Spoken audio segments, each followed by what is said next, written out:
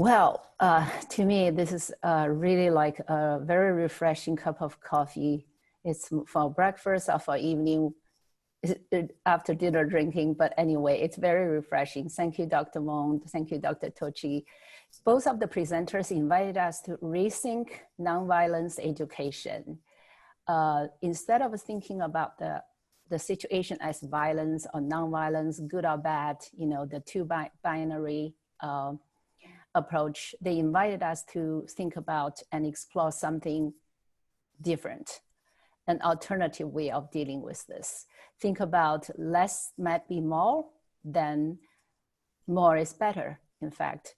They invited us to think about a non-action as the best action, thinking about the best doctor may not be the one who practices or conduct the surgery on you, but might be the person who actually helped prevent the illness.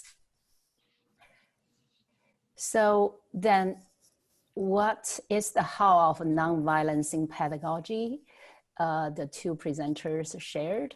To me, it's all fluid.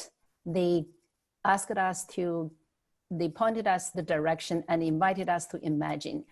This is what I heard, to imagine a world without war, without issue, or explore challenging situations, to avoid using non-binary approach, not using the dichotomy of right or wrong, accept or adopt an attitude that opens to uncertainty, and also uses the accepted idea of a case context specific situation, and to be creative using interculture or cross-cultural conversations, and read critically about any historical stories or context, and thinking about the wars and the situations and their social consequences. And it's actually, as Dr. Mond said, this is, we have a destination here, but we don't have a map yet. So using the Eastern and Western philosophies, and they actually encourages everybody to join and to think about how are we going to imagine this, the third alternatives, or third or fourth, fifth alternatives. To me, this presentation is the best place where the East and the West meet each other, because both authors represented, use the philosophies and also the well-known philosophies from the East and the West to actually frame and also set the exploration of the alternatives of solution for the complex world. First of all, what does Lao Tzu has to do with the non-violencing pedagogy? I see these keywords here: 道德经, 无为, no action, flexibility, and using the natural law. So 无为而治. 易经 allows things to coexist. It doesn't exclude any of it. The Tao paradox of being and non-being, and the open-endedness and recognizing the complexity as well.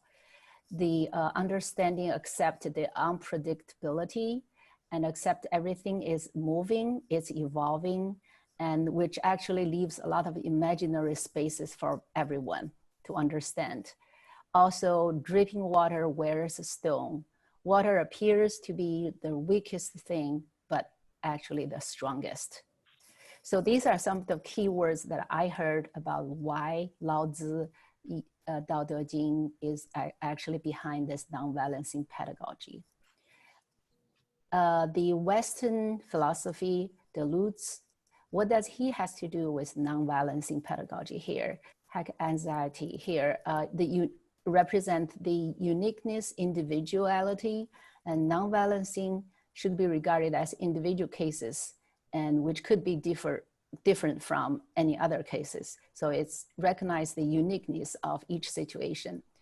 The minoritarianism recognize the minor, the political, allowing the situation to be bound to space and context, And so not everything will be universal. So you don't have to, whatever you're doing in one situation doesn't have to be overgeneralized. So recognizing this, with, it could be space bound. The multiplicity recognizes the multiple answers to questions. So allows us to be open and hold an uncertain, there is an uncertain nature about things that the solutions or ideas we have. So basically using the two philosophies, East and West, the one actually to me, my understanding is the first one, Lao Tzu allows us to think about there should be, both of them actually complement each other and provided us with a theoretical framework for this alternative way of thinking. In my mind, this is very inspiring and timely and significant in terms of several things here. First of all, it's a very timely discussion in terms of COVID-19 situation. We've been thinking about binary, yes or no, own it or terminate it. Or is there any alternative ways in the middle? So their theory actually encouraged us to think about alternative solutions and ways of dealing with the situation instead of closing, open, or what. It's open. It's for us to explore it. The situation, we all know, we say things change every day. And I've been telling people I can only operate based on what I know at this time. But have an open mind, allowing creativity and criticality would be great. Timely and significant also for the uncertain world. So how to handle all the various complex world situations, the conflicts, the unrest, and the wars and everything. It offered an alternative way of thinking, no action as a way, using education as the natural law, and using education as a prevention for future issues, education in the forms of intercultural, cross-cultural conversations at national, international level, but it doesn't have to be limited to this. And also, to me, it's very significant because it is not just for school curriculum development or for the education of the future generation, but it also is important for the education of the adult world for everyone. To me, this is the best place where the East and West meet each other. And I'm really impressed and inspired. Thank you very much.